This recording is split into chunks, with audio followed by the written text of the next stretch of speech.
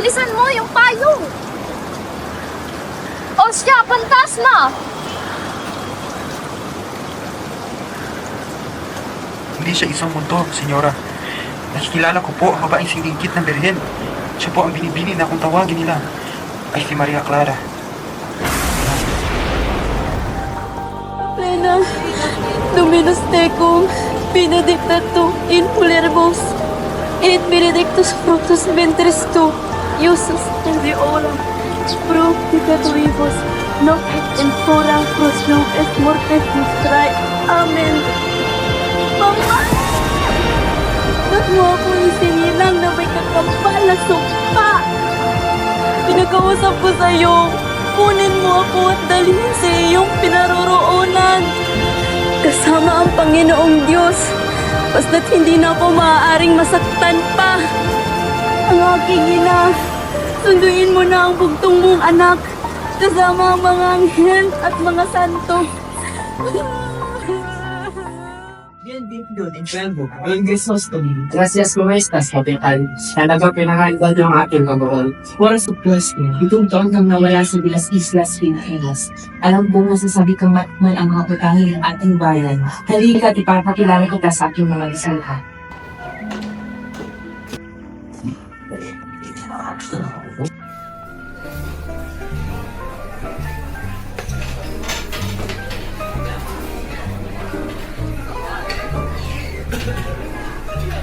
Magandang gabi sa inyong lahat. Ikinararangal ko ipakilala sa inyo si Crisostomo Ibarra, ang anak ng aking lumaong kaibigan. Bienvenido de nuevo, señor. Gracias, Senyor. Isinagdadala kitang nakita, Don Innova. Senyor. Hindi ka ba nakakonsensya, Padre, na nandito ang naulilang anak ni Don Rafael? Sayete! Aba, andito pala ang kura ng San Diego, ang isa sa pinakamatalik na kaibigan ng aking ama. Kamusta, Padre? Pasensya, Padre. Nagkakamali yata ako. Ang buong akala ko ay ikaw si Padre Damaso. Ako nga, si Padre Damaso. Ganun ka, matalik na kaibigan ako ng iyong ama. Mga iginagalang na senyor at senyora, handa na ang mesa para sa inyong hapunan. Tayo na po, Padre.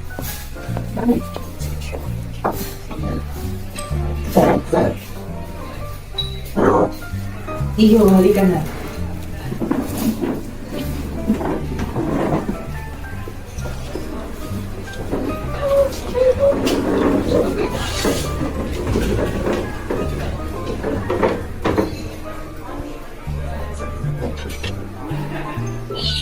Ito na po yung pagkain, Padre. Alam nyo, dito sa Las Filipinas, itong pinaka-paborito kong tinola is muy delicioso. Ibarra, 7 taon ka palang nag-aral sa Europa. Mabuti hindi mo nakalimutan ang Las Islas. Hindi po. Tila ako yata ang nakalimutan ng ating bayan. Kikirin di, sir? Halos 1 taon na akong walang nakuhang balita buhat dito, lalo na sa San Diego. Kaya hanggang ngayon wala pa rin akong alam kung ano ang tunay na nangyari sa aking ama. Don Ibarra, nasaan ba kayo sa Europa at bakit tila hindi kayo nakakatanggap ng mga telegrama? Perdoneme, Senyor y Senyora, at tila'y naging malungkot ang ating usapin. Ayan ba ang epekto ng inobasyon sa Europa? Nauuwi ng dila ng tao para bang isang mundo? Napansin ko lamang ang kaunlaran o kahirapan ng mamamayan sa ating bayan ay katimbang lamang sa kalayaan o ang kawalan nito. Yun lang ba ang natutunan mo? Ang tagal mong nanroon sa Europa. Ang laki ng ginugol mo at yan lang ang iyong natandaan sa tagal mo roon? Ipagpaman ninyong lahat, Tio, ngunit kailangan tumulong magpaalam sa inyo.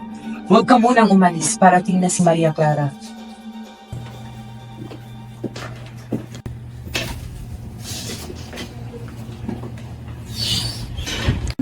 Nakita niyo ugali ng binatang yan?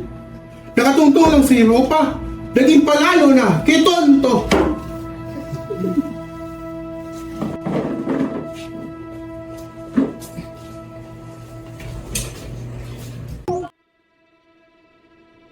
Teka lang! Buenas noches, senyor. Buenas noches, Teniente. Inutusan ba kayo ng mga fraile ang panghulihin ako? Ginoo, huwag kang mag-alala. Ngunit mag-ingat ka kay Padre Damas. Matuto ka sana sa nangyari sa inyong ama. May nalalaman kayo tungkol sa aking ama? Gaya ng alam ng lahat, namatay ang iyong ama sa bilangguan. Nabilanggo ang aking ama? Imposible. Siya ay isang respetado at marangal na tao. Siya ay isang mabait na kaibigan at sa laging naasahan. Ngunit, siya ay nagkaroon ng matinding kaaway at ang taong ito ay walang awa. Siya ang dahilan kung bakit namatay ang iyong ama. At sino itong walang biyang tao tinutukoy niyo, Teniente? Walang iba kundi ang dagungkura ng inyong bayan at si Padre Damas.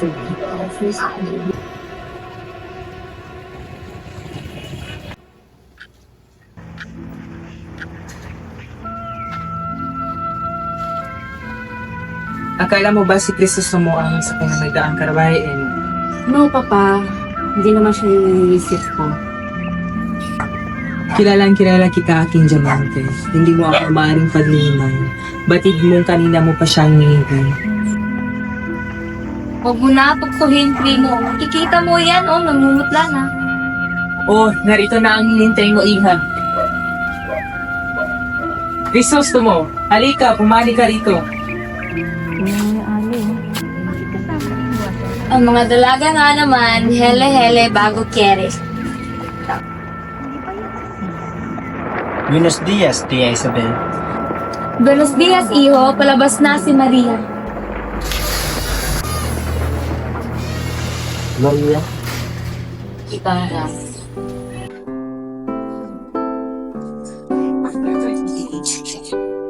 Maria, bakit napakatayo rin? Hindi mo lang ba ako kakabasahin kung ano ang nangyari sa aking pagkawala ng taon? Marami ka ng bansang nagusyanan. At sa mga tao, dati. Nalagaan pa ako. Daragat maraming mariskit na kababayaan sa inyo ko. Ngunit ikaw lang ang pinakamarikit sa aking mga mata. Paano ko makakalimutan?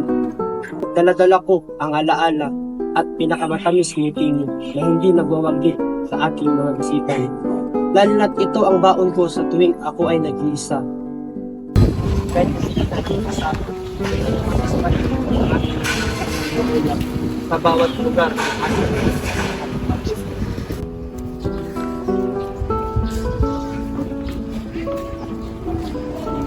Kagaya ng isang lugar na napuntahan ko sa Italia, na napakaliwalas ng langit na tila ba'y nangungusap na parang iyong mga mata.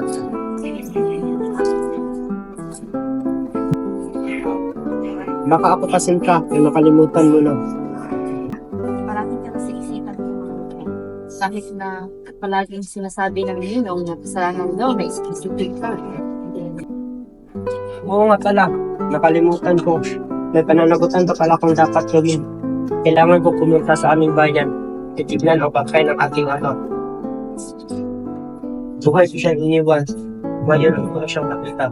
Kahit siya ay gano'n siya. Kung gano'n, hindi na kita titigilan pa. Mag-iingat ka.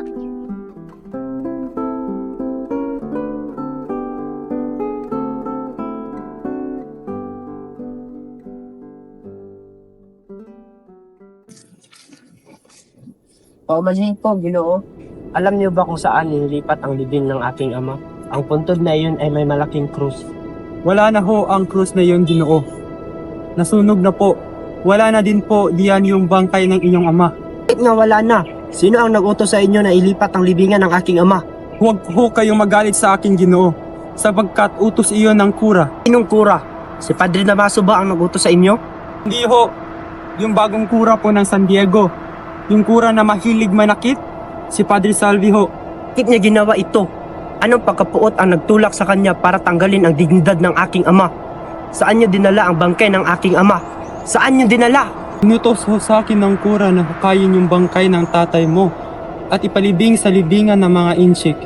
Ngunit hindi ko itinuloy iyon dahil umuulan po noon at naisip kong marahil na dapat ay itapon na lang ang bangkay niya sa ilog kaysa ilibing siya kasama ng mga inchik.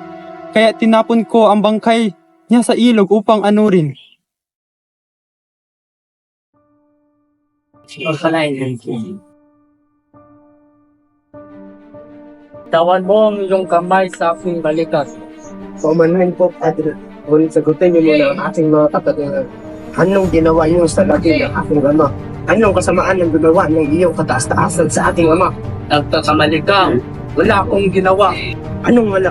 Nawawala ang kanyang labi at sinabi, pinaanod niyo raw sa ilog. Anong kasamaan ginawa ng ating ama? Upang pagtuloy mo siyang mas mapakbaba sa kanyang sa Nagkakamali ka. Hindi akong nag-utos. Kung ganon, sino? Ang pinalitan ko, Padre Damaso.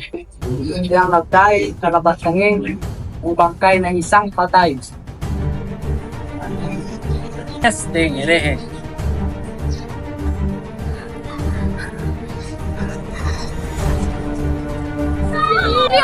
Basilio! Basilio! Asan ang kapatid mo? Diyos ko, ano nangyari? Asan ang kapatid mo? Nandun po sa kumbento. Ngunit bakit nagsugat ang ulo mo? Ayaw po paalisin. Asan si Crispin? Diyos ko, anong nangyari? Basilio! Asan si Crispin? Saan ikaw papunta, inay? Sa kumbento! Sama mo, hindi ko alam, ngunit kailangan kumahalap ang kapatid mo. Ngunit siya'y pinakbit naman, inay. Basilio! Basilio, Diyos ko po! Anong nangyayari? Tulungan mo kami! Basilio! Basilio! Tulong!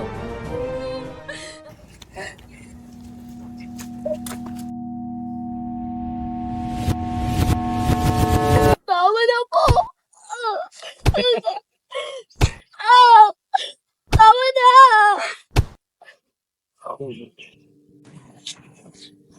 Para saan yung mga dala-dala mo bilang? Para po ito sa Sakura. Nais ko lamang siyang makausap sapagkat ang aking anak na si Crispin ay simula kahapon hindi ko pa nakikita. Ha? Aba, ikaw pala tong ina ng magnanakaw. Si Crispin, na matapos magnakaw, ay umalis at lumisan. Anong ibig mo sabihin? Sa katunayan, sa aking narinig, papunta na ang Guardia Civil sa inyong tahanan. Ang mga gwardiya sibil? Crispin? Basilio? Mga anak! Nasaan kayo? Andito ng nanay! Crispin! Basilio! Mga anak! Crispin? Basilio! Andito ng nanay! Huwag niyo akong lisanin! Magpakita kayo! Basilio, anak! Hindi ko kaya! Hindi ko kaya! Asan kayo?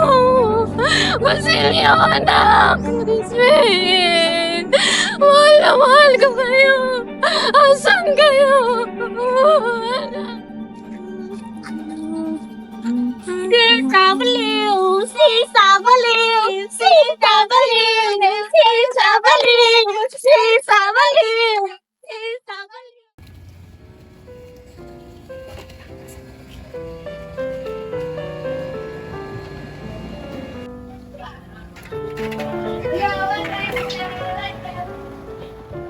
Buenos tardes a todos.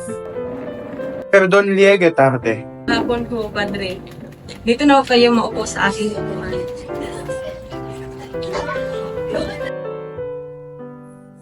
Huwag nang halikan ng aking kamay at uupo na kayo. Ipagpaumanhin nyo ay tila'y mukhang nagagambala ako ang iyong pag-uusap. Ngunit ipagpatuloy nyo lang ito. Por favor! No. Reverential. Binabati ko lang si Ibarra dahil sa kanyang pagpapatayo ng eskwela. Aba, mahusay ang kanyang kinuha na arkitektura. Isang pirito. Ang tuta lang ang nangangailangan ng isang perito. Mas mahaba pa siya sa isang Indio. Alam nyo ba, ang mga Indio natuto lang ng kunti abat makaasta o kung sino na, katulad ng mga tuta na nakapag-aral daw sa Europa. Paumanhin po, Padre. Ngunit si Don Crisostomo Ibarra ay hinangaan ng ating mga opisyal ng ating gobyerno para sa kanyang pagiging pilantropo. Ganun ba? Bakit nakakarating ba ng langit ang mga nagbabanal-banalan? Ang mga nahaluan lang ng ilang patak ng purong dugong Espanyol.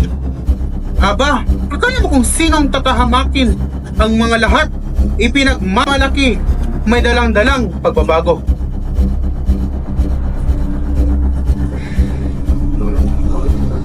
Katulad ng ama niya. Ang ama niyang namatay sa karsel. Nag-iisang namatay sa karsel. Ang bangkay ay pinapatapon pa nga sa ilog.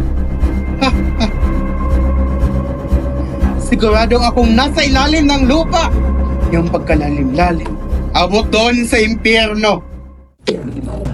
Gusto na, pagkirang sa akin. Tama na! Lumayo kayo kung ayaw niyo madamay. Pagkito minamahal kayo ng aking ama. Kaya ipagtanggol niyo rin siya kahit sa paninira ng Friday. Ang aking ama ay may bukas palad sa lahat ng nangangailangan. Napapaliukan niyo ba? Isang tao ang may respeto sa lahat, pobre man o may kaya. Si Don Rafael ay may dignidad na hindi kayang wasakin ng kung kahit sino man. Kahit isang taboy pa ang kanyang bangkay sa ilog. Pagod na ako sa pagtitimpi. Bahala ng may kapal. Isa na akong husga. Pakiusap! Tama na! Por favor! Na Jesus, tama na, Teko. Putang na loob, Jesus po. Ibaba mo yan!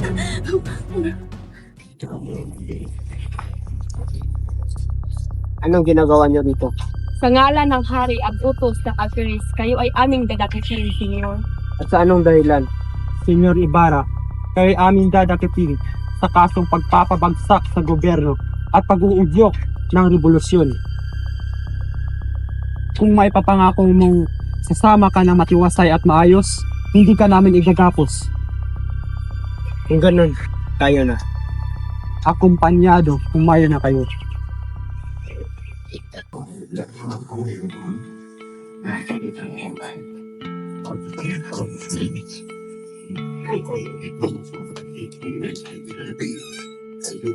Buenos dias, Padre.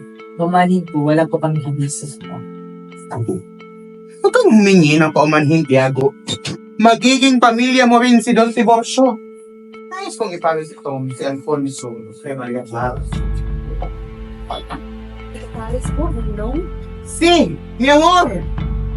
Nakita ko ang binatilyong ito ang ugali ng isang lalaking karapat-dapat sa'yo. Gusto ko siyang mapangasawa mo kaysa diyan sa Crisostomong Ibarra. Maria! Bakit mo yan hinuhulog? Mamalasin ka! Iyan ay kasabihan lamang ng mga katutubo, Senyora. Kaya huwag niyo nang pansinin. Mawalang galang na Cornino. Ngunit hindi niyo po masisisi si Grisostomo. Ginalit niyo po siya. Diyos ko, Maria. Di ba tinuro ko sa'yo na huwag sasagot sa nakatatanda? Hingi ka ng tawad. Hindi na kailangan. Naiintindihan ko ang agam ni Maria. Buo na po ang loob ko. Nakikisostomo lamang akong papakasal. Tiya, Papa, kayo na ho bahala sa ating mga bisita. Adlis ninyo.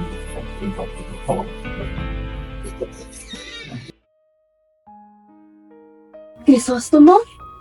Tunay ba na ikaw yan? Akala ko hindi na kita makikita pa muli.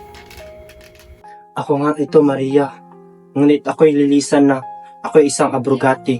At kung ipapapatuloy natin ito, baka ikaw pa ang madamay. Bata ka pa, Maria. Makakahanap ka pa ng lalaking karapat-dapat sa'yo.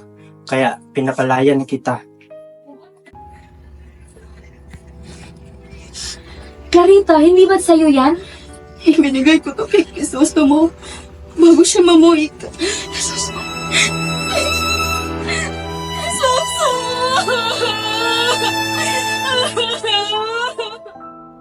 Anak, magsalita ka naman. Naiintindihan ko ang sakit. Nawalan din ako ng mahal. Ang iyong ina, si Pia Alba. Pero natuto akong mabuhay muli dahil sa'yo. Gusto ko siyang makita. Gusto ko makita ang katawan niya. Anak, baka hindi mo kayanin. Sunog na raw, hindi mo na makikilala. Gusto ko siya makita. Gusto ko siya makita kung totoo siyang patay. Hayaan niyo na lang ako na magpaalam sa kanya. Ikinalulungkot ko, pero dito ka muna. Sabihin niyo sa akin na naginip lang ako. Tia, ayoko mawala si Grisostomo. Nabalitaan po ang nangyayari sa iyo, Clarita. Lubos kaming nakikiraman. Nakikiraman? Kayo? Kayong pumastan sa aking nobyo? Wala kayong puso! Isa siya kinibostero. Bangka siya sa simbahan at sa bayan. dapat siyang pigilan. Alagad kayo ng Diyos? Pinanais niyo kamatayan ng isang tao? Utang na loob niyo akong patahimikin! Buong buhay ko, lagi ako pinatahimik, sumunod, maging mapait. Pero hindi na ako mananahimik pa. Saan nagagaling yung mga paratang Maria Clara? Alam mo kung anong ginawa mo kay Crisostomo. At kami, Maria, tama na. Walang anumay, Kapitan. Maria, kung nais mong maglabas ng salubing, sige. wala kang kasing sama! Isa siyang marangal na taong ginawa niyang lahat para sa bayan. Pero kayo, ano bang ginawa niyo? Ha? Sabihin mo sa akin! Ngayon, sino ang tunay na filibustero? Ha? Sino ang kamakasalanan? Sino ang dapat mamatay?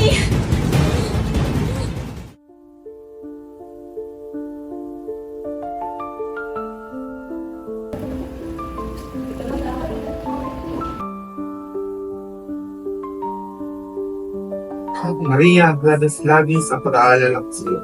Gandan po ang nararamdaman mo. At nais mong paniniwalahan po ang mga kasinungalingan niya.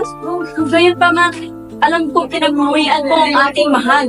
Si Crisostomo, na ngayon patay na. Marapat lang ang sinapit niya. Hindi ako naniniwala. Kahit ilang ulit mo pang sabihin sa akin, tao pa rin siya.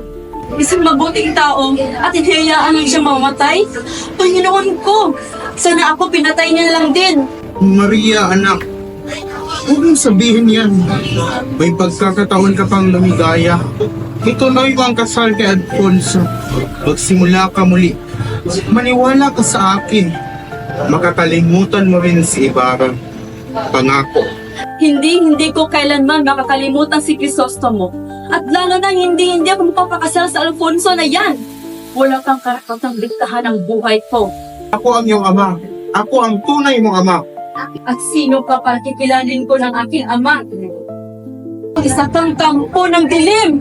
Isang demonyo na gumahasa sa aking ina. Hindi ako mapapakasal sa gusto mo. Sa halip, papasok na ako sa kumbento. Huwag mong sabihin yan, anak. Hindi mo lang ang sakit ng ating-ating naghihintay sa loob ng kumbento. Buo na ang aking pasyabado. Kumbento o kamatayan. Maria, ikaw ang kaligayahan ko.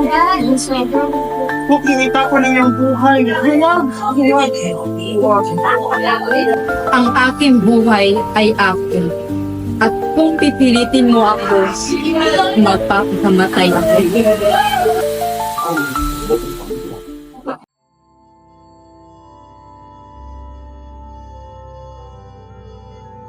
Salamat sa Diyos at nakarating ka ng payapa galing sa dead pag-isay. Na-espesal lang bisitahin si Maria.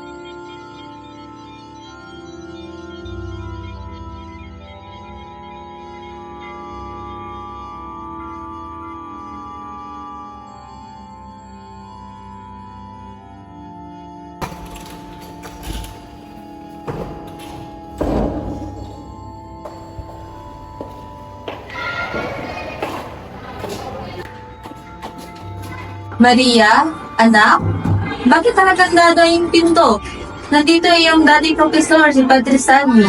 Siya na ngayon yung namumuno sa bagong monasteryo. Maria, buksan mo ang pinto.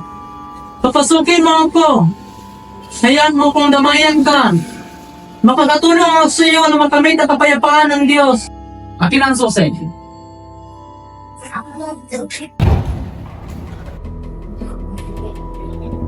Anong ginagawa mo dito? Profeseta, alam mo matatakasan mo ako? Demonyo ka! Lumanis ka na, Pans! Hindi yan ang tamang asal para sa tao. Lumuhod ka at magsasagutan ng eksorsismo.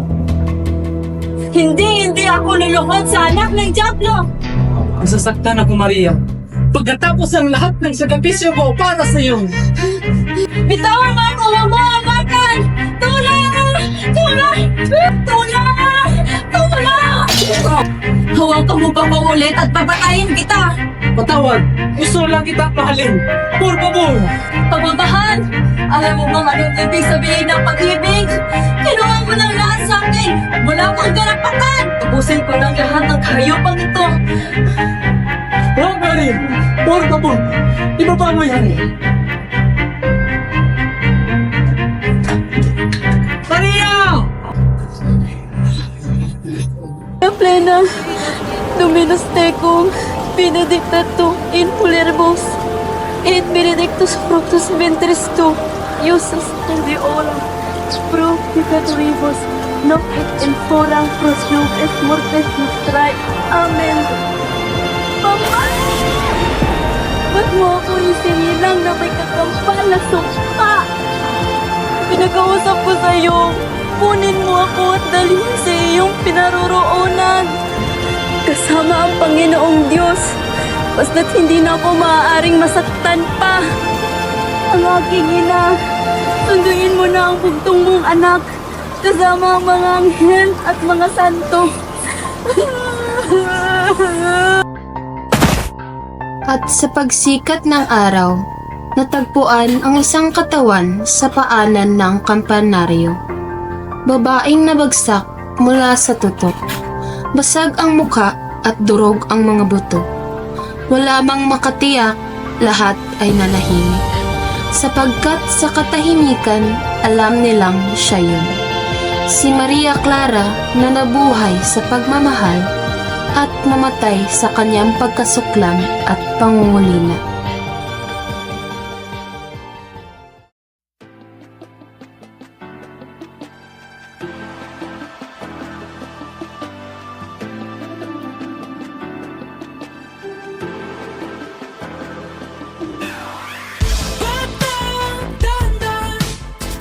Sa mundong kinagkagalawan, pagmasdan ang larawan ng itsurang nagmamalakas.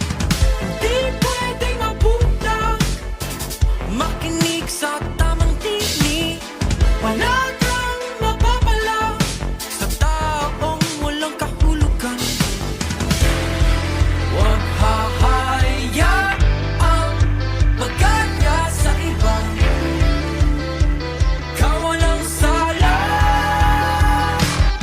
Halika na, tuklasin ang mundong puno ng isipanin. Halika na, tuklasin ang mundong puno ng isipanin. Pagka nabarang ka, tukuan, luhaan, nasaktan, sugat, tangan ng kamay, di alam ang gagawin. Pwede bang magpalaya ka ng mga takot sa iyong isip na dinidikit ng kamatayan? Oh, di ka nag-iisa.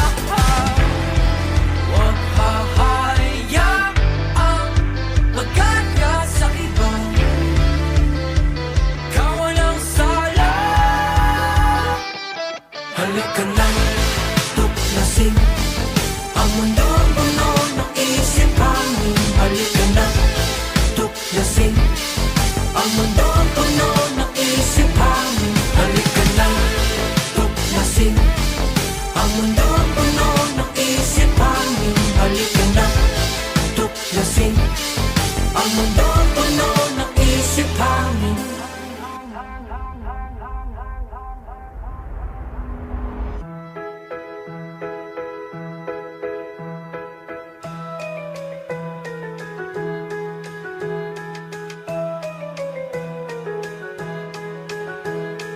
Sa munting palaruan, ang bata ay tumatanda.